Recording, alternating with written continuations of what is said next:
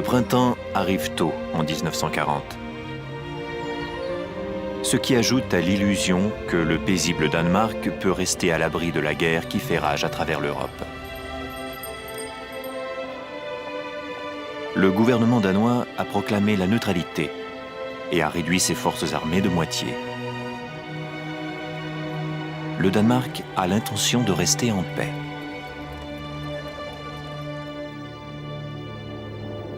Le 9 avril au matin, tout change. Les attaques aériennes, terrestres et maritimes de la machine de guerre allemande rencontrent l'opposition symbolique au sud. Puis le Danemark ordonne à ses troupes de baisser les armes.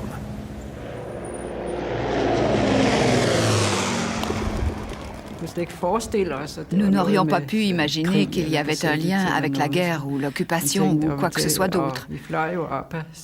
En sautant du lit, nous avons regardé dehors. Ils étaient tout près. Ces Allemands, ils étaient tellement bruyants. Soudain, nous nous sommes rendus compte qu'il se passait quelque chose d'épouvantable. Les envahisseurs capturent le quartier général de l'armée danoise sans tirer un seul coup de feu. Les Danois, incrédules, errent dans les rues, aux aguets, l'air impuissant. Des affiches et des pamphlets allemands affirment « Nous ne venons pas en ennemis, mais en amis ». Et ils promettent que le Danemark restera sous l'égide de la loi et du gouvernement danois. Difficile à croire.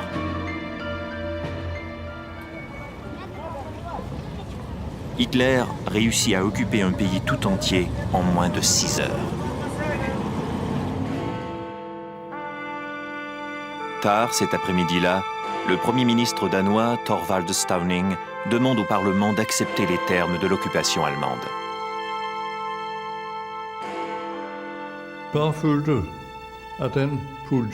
Mon père a estimé que sa politique était la moins nuisible pour le peuple.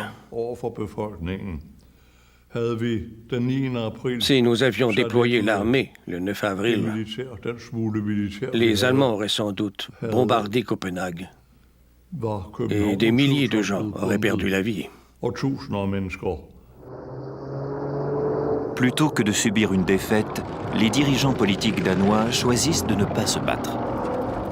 Leur but est de survivre.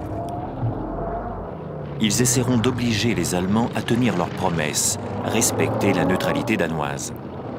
Sous réserve, ils négocieront les termes de l'occupation, espérant que la stratégie des relations amicales tournera à l'avantage du Danemark. Le roi régnait toujours, le Parlement légiférait, la police était responsable de l'ordre public, les tribunaux danois siégeaient et la communauté juive prospérait. Au début, les troupes allemandes sont courtoises et respectueuses. Mais leur présence est provocante. Les Danois s'interrogent. Maintenant qu'ils ont capitulé, que va-t-il arriver? Ils ne sont pas prêts à subir l'occupation. Ils n'ont pas de Gandhi. Ils n'ont pas de groupe de résistance. Dans la plupart des foyers, l'attitude était la suivante. Accepter et faire en sorte que ça fonctionne. Mais pour l'amour du ciel, n'essayez pas d'établir de contact avec eux. Ne parlez jamais à un soldat allemand. Soyez prudent dans tout ce que vous faites. Certains ministres siégeant au cabinet danois adoptent une politique de résistance masquée par leur apparente collaboration. Les Danois coopéreront avec les Allemands, mais ce n'est qu'une stratégie pour préserver leur autonomie.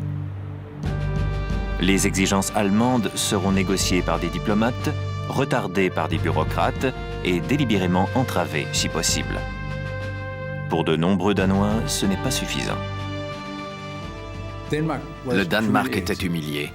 En réalité, la population entière a soudain estimé qu'elle avait perdu quelque chose, une part de sa dignité, une parcelle de l'honneur du pays. Que fallait-il faire? Que faire dans une situation semblable? Il était impossible de se battre, il n'y avait pas le nécessaire. Ils se sont donc réunis dans le parc de la ville et ont entonné l'hymne national.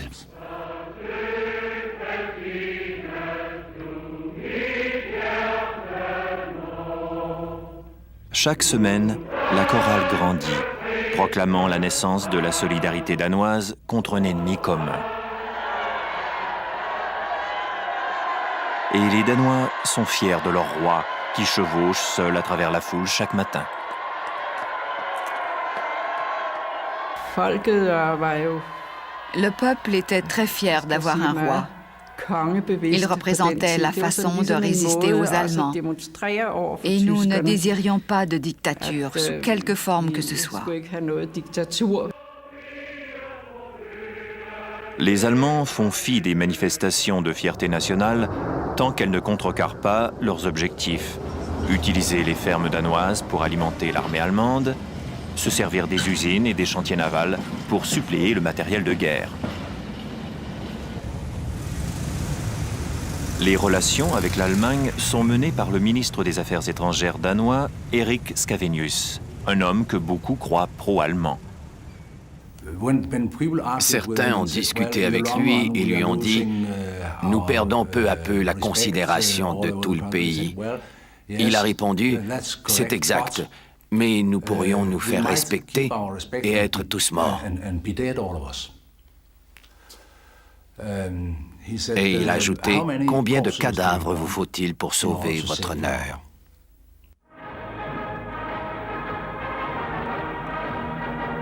Scavenius veut que les Allemands aient l'impression d'obtenir tout ce qu'ils demandent et diminuer ainsi la pression exercée sur le Danemark.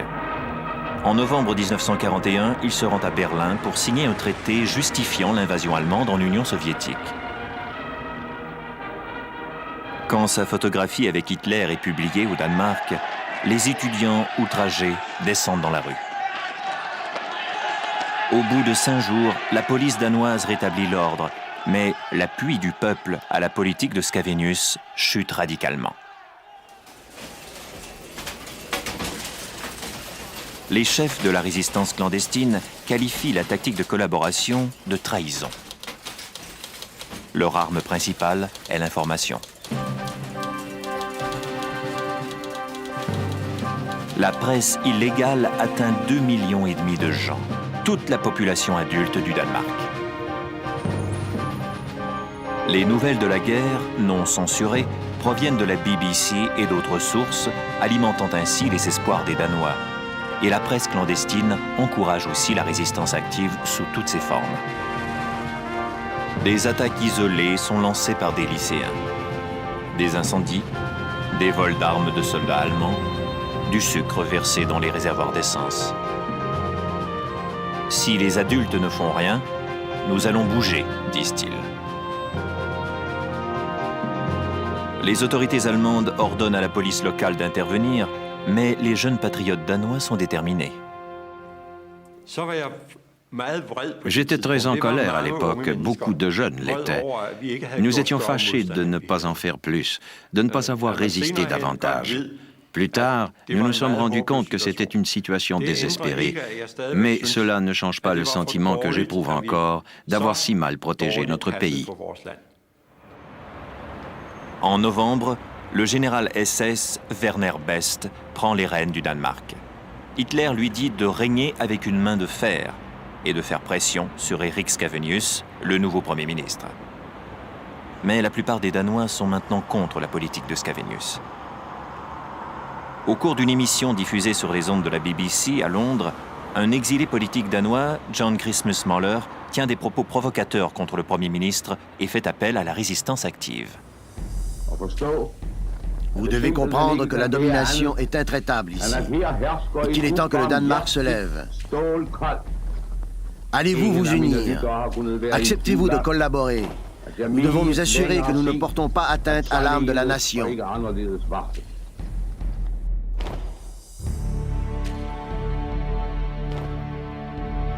Au printemps de 1943, l'occupation allemande dure depuis 3 ans. Une apparente coopération se poursuit, mais la fidélité du peuple est acquise au mouvement de résistance. Le jour, le gouvernement fait campagne contre le sabotage, tandis que la nuit, les explosions soufflent les usines et les rails, coupant l'approvisionnement allemand à sa source.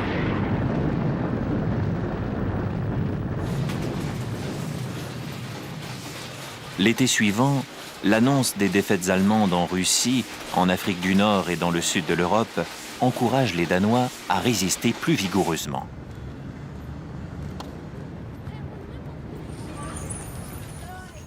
Il y avait des grèves régionales, des grèves non seulement dans les usines, mais dans les villes entières, où l'administration, les magasins, tout était fermé. Les actes de sabotage doublent en un mois seulement. Parmi les Danois, ceux qui sont incapables d'y prendre part trouvent d'autres façons de résister, allant jusqu'à défier leur propre gouvernement.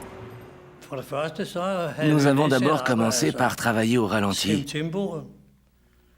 Nous ne travaillions jamais à la même vitesse qu'avant la guerre. Nous avons reçu l'ordre de construire de nouveaux bateaux, mais ils n'ont jamais été achevés. Le travail a été saboté. Ainsi, à la fin, ils ont dû les faire remorquer en Allemagne pour les terminer. Les autorités danoises ont fait ce qu'elles ont pu pour arrêter les grèves. Elles ont découvert que c'était impossible. Elles en étaient incapables.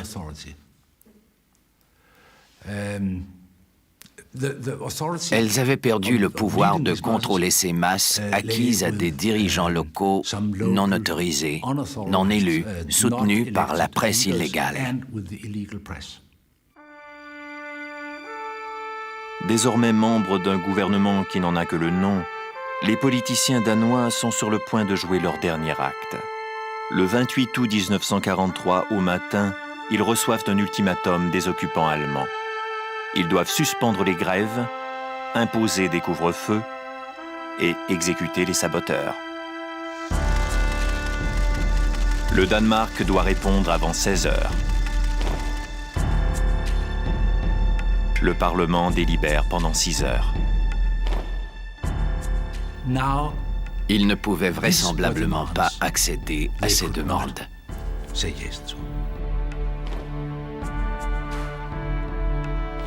Ils ont dit aux Allemands qu'ils ne pouvaient pas accepter l'ultimatum. Le ministre des Affaires étrangères, Scavenius, et les membres de son cabinet démissionnent. Le Parlement se dissout. Le Danemark n'est plus sous tutelle danoise. La botte allemande, retardée pendant 3 ans par la politique de coopération de Scavenius, s'abat sur le Danemark.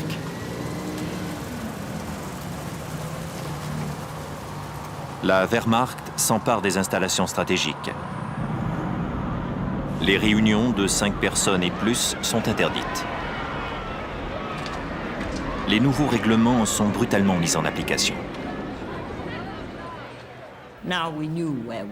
Dorénavant, nous connaissions nos positions. 2 camps opposés où la coopération était devenue impossible. Ainsi, nous emprunterions des voies différentes en essayant de faire le mieux possible pour que tout fonctionne, bien sûr. Mais il n'y avait plus aucun doute. Ils étaient les ennemis et nous étions le pays occupé. À peine quelques semaines plus tard, ils affrontent leur première crise quand Adolf Hitler ordonne à ses commandants d'imposer au Danemark les lois raciales allemandes.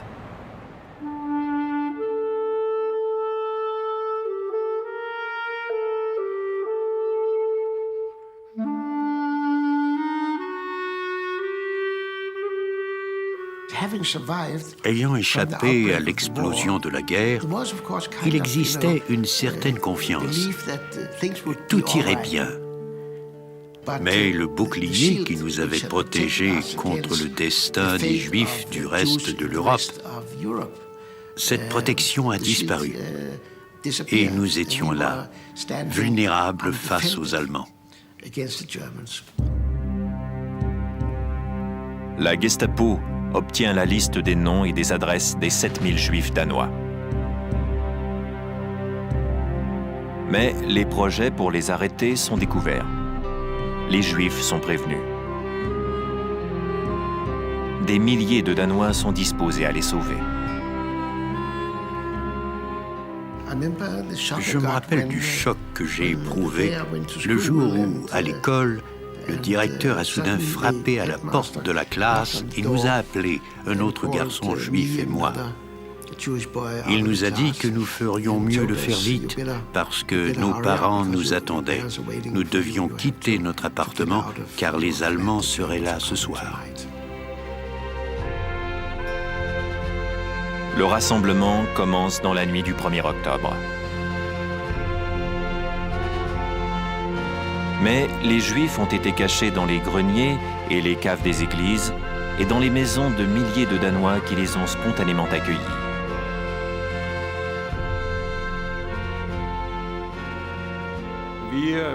Nous avons été envoyés, par exemple, une fois à Fyn, à Odense, pour chercher quelques Juifs qui arrivaient par le train du Jutland. Nous devions les aider à passer aussi discrètement que possible les points de contrôle allemands à Storvelde. Les routes étaient étroitement gardées par les Allemands. Il fallait donc prétendre que nous avions une relation quelconque avec ces gens.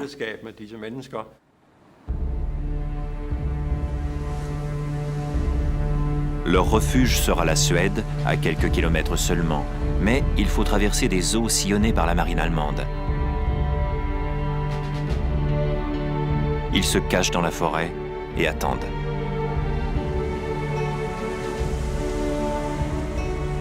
Herbert Pundik et sa famille sont recueillis par un des nombreux pêcheurs qui ont risqué le voyage et sont parvenus à sauver la majorité des Juifs du Danemark.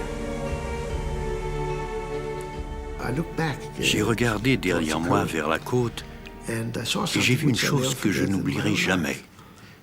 Je ne suis pas quelqu'un de particulièrement religieux, mais tout de même j'étais et je suis toujours bouleversé quand j'y pense. Sur cette plage de sable, j'ai vu 3 personnes. Celui qu'on appelait notre sauveur, sa femme et la femme du pêcheur, se mettre à genoux sur la plage, lever les mains vers le ciel et prier pour assurer notre traversée.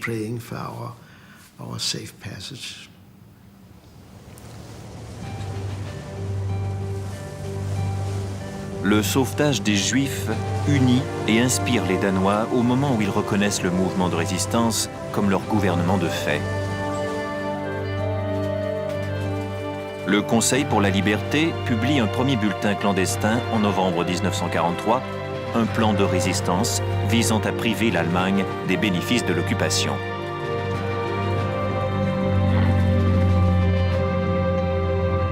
Avec des explosifs et de l'équipement parachuté par les forces britanniques, la résistance évite les cibles humaines, se concentrant sur les usines de l'industrie de guerre. Leurs premiers objectifs sont les industries et le transport danois qui fournit l'armée allemande. Chaque succès entraîne des représailles plus dures et plus meurtrières de la part des nazis qui bombardent des théâtres, des clubs et les célèbres jardins de Tivoli, à Copenhague. Incapable de faire cesser les explosions, le gouverneur allemand impose le couvre-feu à la population de Copenhague en juin 1944. Les ouvriers du chantier naval Burmeister et Wayne ripostent par une action ingénieuse mais risquée. Nous espérions nous débarrasser du couvre-feu. Nous voulions retrouver notre liberté. Nous ne voulions pas être enfermés toute la nuit. À midi, nous sommes allés aux grilles et nous avons commencé à donner des coups de pied. Nous avons dit que nous voulions rentrer chez nous pour arroser nos jardins. 1200 ouvriers du chantier naval rentrent de bonne heure chez eux. Ils insistent, il ne s'agit pas d'une grève. Ils doivent jardiner l'après-midi parce que le couvre-feu les en empêche en soirée. Le mouvement Retour au foyer de bonne heure s'étend rapidement. Des milliers d'ouvriers d'autres usines quittent le travail, mais peu d'entre eux se rendent dans leur jardin. Ils se rassemblent dans les rues, ils manifestent, allument des feux et narguent ouvertement les patrouilles allemandes.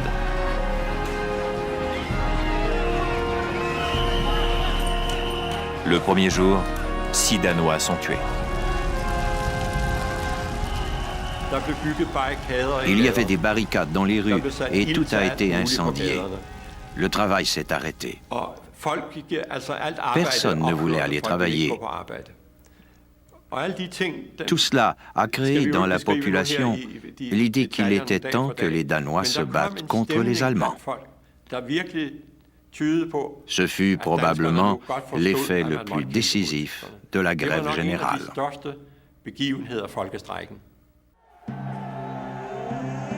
Werner Best, le gouverneur nazi, resserre l'étau un peu plus chaque jour. Il ordonne aux troupes de tirer sur les groupes de 5 personnes ou plus. Puis, il coupe l'électricité, le gaz et l'eau. Les Danois répondent en faisant la cuisine sur des feux de bois et en puisant l'eau d'un lac voisin. Best tente de son mieux de bloquer la ville et de couper tout contact avec le monde extérieur. La population suit la consigne des chefs de la résistance. Jusqu'à la levée du couvre-feu et l'arrêt des fusillades, continuez la grève, dit le Conseil pour la liberté. Je l'ai respecté. Ça cadrait avec le pays, avec ce qui était convenu. Nous ferons la grève jusqu'à demain midi. C'était très clair. Les gens ont suivi. Et à midi pile, le jour suivant, tout a recommencé. Les Allemands ont respecté notre action. Best est très pressé de reprendre la production, mais sa marge de manœuvre est limitée. En effet, ses troupes ont été retirées du Danemark et envoyées ailleurs pour suivre leur guerre. De plus, il sait qu'un ouvrier danois vivant est plus utile que mort.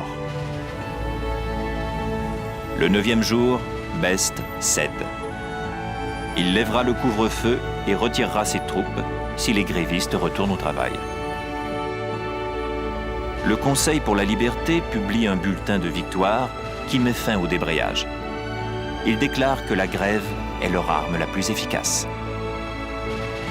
Inconsciemment, les Danois ont adopté la tactique préférée de Gandhi. Ils ont tout simplement refusé d'obéir.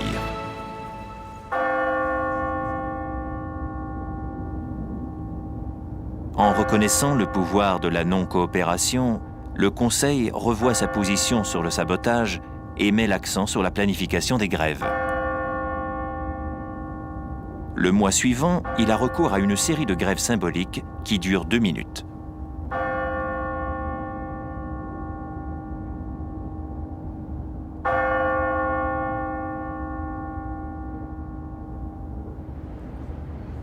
Le Danemark traverse son dernier hiver difficile en pleine pénurie de carburant, d'eau et de nourriture. Puis, le printemps arrive. Comme d'habitude, à l'époque, nous nous sommes rassemblés autour de la radio pour écouter le message de la BBC. Puis, tout à coup, la transmission a été interrompue et nous avons entendu cette formidable dépêche. Les Allemands venaient de capituler.